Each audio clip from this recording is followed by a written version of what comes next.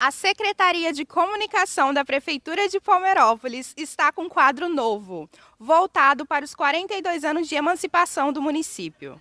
Hoje estamos aqui com o nosso querido Mércio Viana. Antes de tudo, eu queria saber quem é Mércio Viana. Eu sou o Mércio Viana de Oliveira, engenheiro civil e agropecuarista aqui na região do Palmeirópolis. Sou filho do senhor Limírio Viana Guimarães, fundador daqui.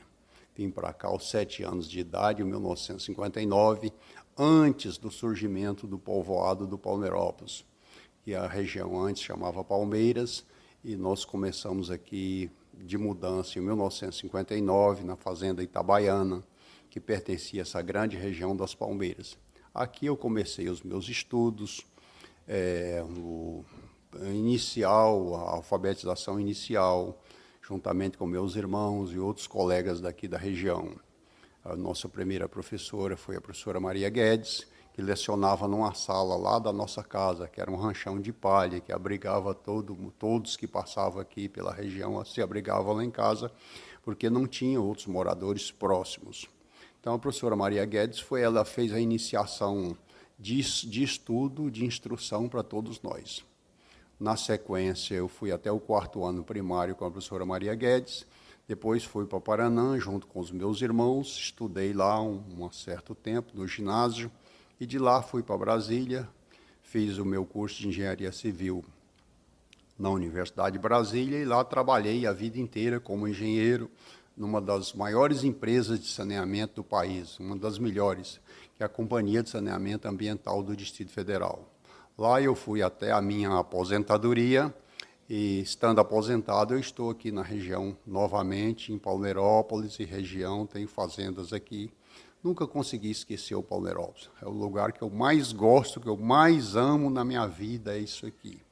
O seu povo, a sua gente, as suas terras, o seu lugar, me deixa uma paixão muito grande. Quando eu lembro do Palmeirópolis, essa planície linda que tem aqui, essas serras azuis, do outro lado do rio Tocantins, que a gente já vista ao longe, que descansa a vista, me dá uma emoção muito grande. Eu tenho muito prazer em falar sobre tudo isso. O senhor tem alguma lembrança de como era o povoado de Palmeiras? De como era a vida dos moradores? A Palmeiras era uma grande região aqui, dada a abundância de coqueirais, de babaçus, que até hoje ainda tem. Dadas as suas terras férteis, então os babaçus sempre foram muito vistosos, muito frondosos, bonitos demais. E aqui então era uma fazenda, não tinha o povoado de Palmeiras. Esse povoado começou em 1960, com a primeira escola, que foi a professora Maria Guedes. Então a primeira casa aqui foi construída, um rancho de palha para abrigar essa professora. Veio para cá o Jacinto Guedes com a dona Ana Guedes, parentes da professora Maria Guedes. Então uma jovem professora, muito nova, 17, 18 anos, e aí que surgiram as primeiras casas, os primeiros ranchos ao redor da casa do Jacinto Guedes, trazendo os pais trazendo os filhos para as escolas para estudarem. Depois começou, o meu pai trouxe do Formoso uma farmácia com um farmacêutico, que era Fausto Ferreira Neto, trouxe uma loja, um armazém de secos e molhados, que vendia de tudo, tecido, botina, alimentos, etc., e trouxe um caixeiro, um vendião, que era um empregado de armazém, a gente chamava de caixeiro. Trouxe já esse vendião, que era vovô Filinto, Maranhim, tocador de sanfona, e aí Palmeirópolis começou a desenvolver dessa forma. Então isso começou em 1960 e foi progredindo. Hoje nós temos aqui uma belíssima cidade como é hoje. Tocador de sanfona, qual era o nome? Filinto. Vovô Filinto, o nome dele era Filinto, ele era casado com a irmã do Aldo Boiadeiro. Tocava uma música muito boa, ele tocava Pé de Bode, que era a sanfoninha dos 8 baixos. E a principal música que ele tocava, que eu me lembro e que animava as festinhas aqui, era um balançado, era um shot muito quente chamado Macaco na Brasa. Minha mãe conta uma história que a energia que funcionava apenas até meia-noite. Me conta como era essa rotina. Olha, inicialmente a energia que tinha aqui era só do sol, da lua e a lamparina funcionada a querosene. Não tinha energia elétrica aqui na região. Então, com o desenvolvimento do povoado, do Palmeirópolis, das escolas, Já pelo final dos anos 60, começo dos anos 70, que se conseguiu um gerador de luz aqui, movido a diesel, um motor movido a diesel com um gerador, e a energia então funcionava até às 22 horas. Depois, por necessidade das escolas funcionarem à noite, passou a funcionar até meia-noite, mas tinha que desligar, porque era um motorzão zoando aí até esse horário, consumindo diesel, etc. Então, quando a cidade sossegava, a energia desligava até meia-noite. Posteriormente é que veio a energia elétrica vinda da CELG de Cachoeira Dourada, que passou a ter energia disponível 24 horas por dia. Mas antes era só nesse horário, à noite, inicialmente até 22 horas e depois até meia-noite. Como era a educação nas escolas naquela época? Olha, inicialmente, como só tinha uma professora, todos estudavam juntos na mesma sala. Quem já tinha uma iniciação na alfabetização, começava no segundo ano, no terceiro, que fosse o caso, mas, em geral, todos começaram no Beabá, e no AEIOU, com a professora Maria Guedes. Mas não tinha, como era uma professora só, e só tinha uma sala, um ambiente só, não havia separação de turmas, nem por faixa etária. Eu comecei com 8 anos de idade a estudar aqui e estudei com um colega de 14, 15, 18 anos, às vezes até 25 anos, que tem moradores aqui no Palmeirópolis que têm aí 15, 20 anos além da minha idade, que foram meus colegas de escola no passado. Então, começou com a professora Maria Guedes sozinha, uns 3 anos depois veio a professora Oneides, e aí então que começou, que possibilitou a separação de turmas, porque a sobrecarga para a professora Maria Guedes estava muito grande. Aí aqui a região já estava sendo povoada, a população já crescia, precisava de mais professoras. E depois da professora Oneides veio a professora Jandira, e vieram outras e outras. E hoje nós temos uma rede de ensino muito importante, muito grande aqui no Palmeirópolis, com um potencial enorme, com grandes mestres, com grandes educadores, com alunos de muita prosperidade. Eu quero dizer que eu fui o primeiro aluno, o primeiro estudante a adquirir o curso superior aqui no Palmeirópolis. De todos que estudaram aqui, eu fui o número 1 que eu adquiri, fiz o meu curso de engenharia civil. Mas também fui dos primeiros alunos a estudar aqui, das primeiras turmas que saíram para fora. Hoje nós temos uma quantidade enorme de profissionais filhos do Palmeirópolis, tanto atuando aqui na região, quanto atuando fora. Médicos, dentistas, engenheiros, advogados, profissionais liberais das mais diversas especialidades, filhos do Palmeirópolis morando no exterior, trabalhando fora, vivendo fora, Estados Unidos, Europa, Austrália e outros lugares do mundo. Enfim, a expansão aqui é muito grande. E eu quero dizer que, tendo notícia de uma jovem estudante que foi classificada agora recentemente para representar o Palmeirópolis no Congresso Nacional como jovem senadora aprendiz, eu quero dar os parabéns a essa jovem, aos seus professores, ao colégio que ela frequenta, que é o colégio da professora Oneide, a diretoria, a administração desta escola e a todos nós de Palmeirópolis, que nos orgulha muito essa jovem se despontar no estado de Tocantins e até no Brasil com esse título, com essa condição de jovem cidadã senadora. Tenho uma curiosidade enorme em saber como se tratava pessoas doentes no passado do nosso município. Hoje, nós temos medo do Covid-19. Qual era a enfermidade que nos atormentava no passado? E como ela era tratada?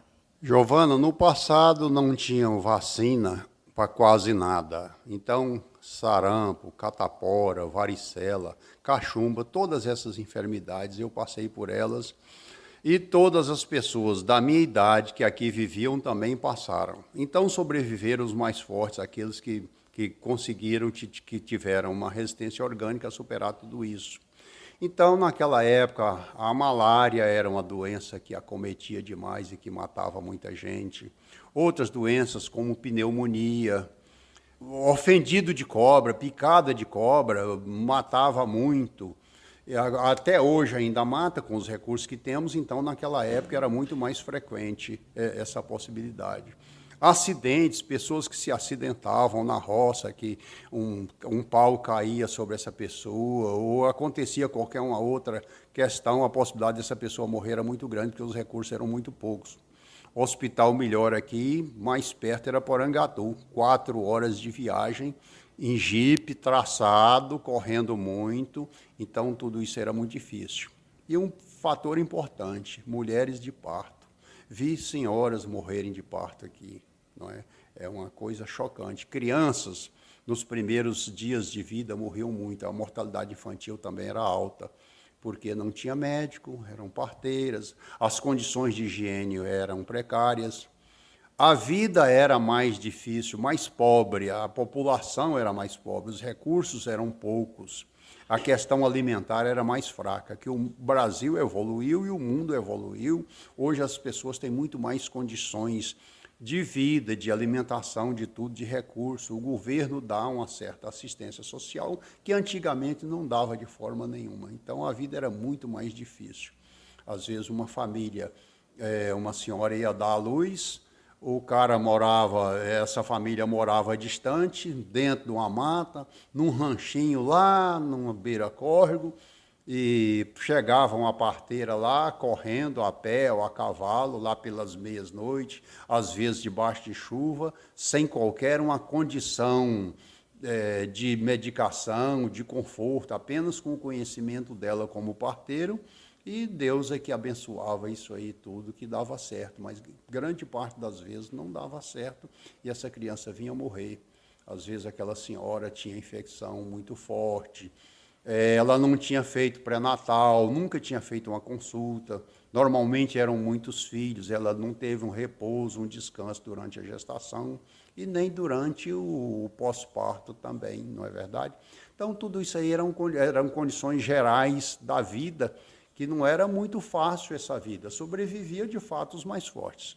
Mas Deus tem nos abençoado, que ao longo do tempo isso foi melhorando, já vieram os primeiros médicos para cá, já implantaram hospital, já vieram enfermeiras, profissionais de saúde, etc.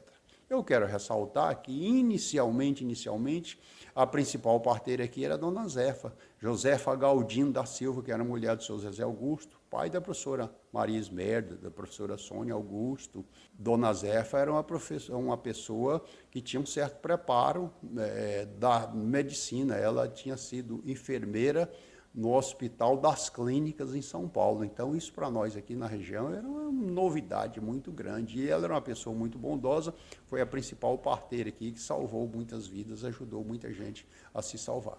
Qual foi a mudança mais radical que Palmeirópolis sofreu ao longo dos anos? Eu quero dizer que Palmeirópolis, tendo começado uma cidade interiorana, distante, isolada, porque aqui a leste nós temos o Rio Tocantins, que para sair para o leste, para Paraná e Arraias e outras regiões, tínhamos que nadar 2 grandes rios, então era um empecilho muito grande.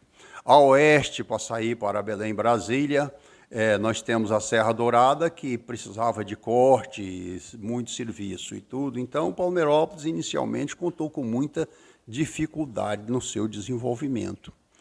Mas, tendo construído pontes sobre o Rio Tocantins e o Rio Paraná, tendo cortado a serra nos últimos 20 anos e asfaltado, tudo isso começou a melhorar muito. Mas o que eu quero ressaltar é que o Palmeirópolis, assim como todo o Brasil, deu um grande salto nas suas condições de comunicação, porque com a privatização do sistema de telecomunicações, todos os brasileiros passaram a ter acesso ao celular, às redes sociais, à internet.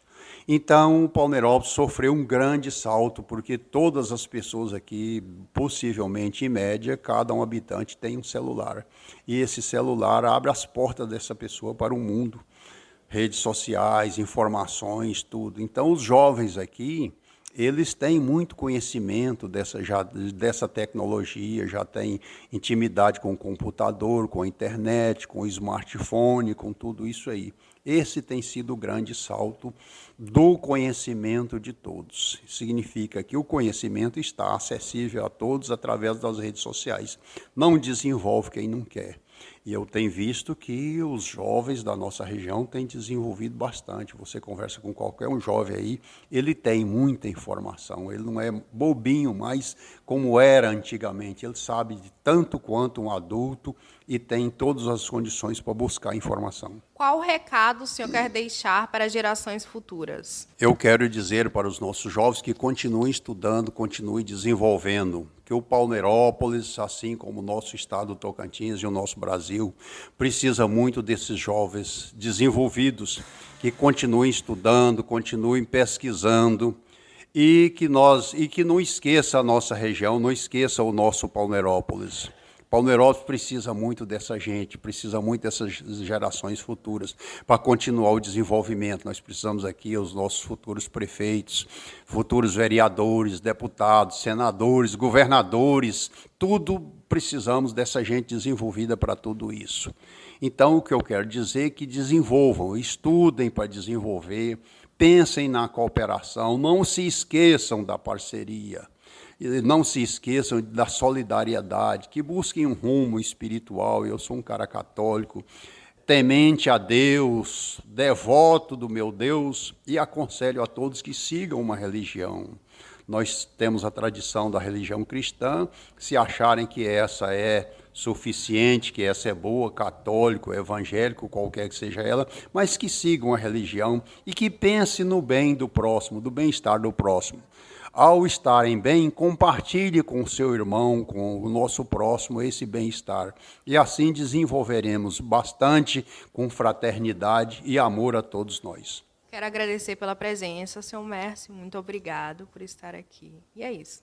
Nós estamos às ordens, eu quero dar os parabéns para o Palmeirópolis, nos seus 42 anos de emancipação política, e que Palmeirópolis continue sendo essa referência, esse ícone regional aqui do sul do Tocantins. Quando fala em Palmeirópolis, a gente viu os olhos das pessoas brilharem.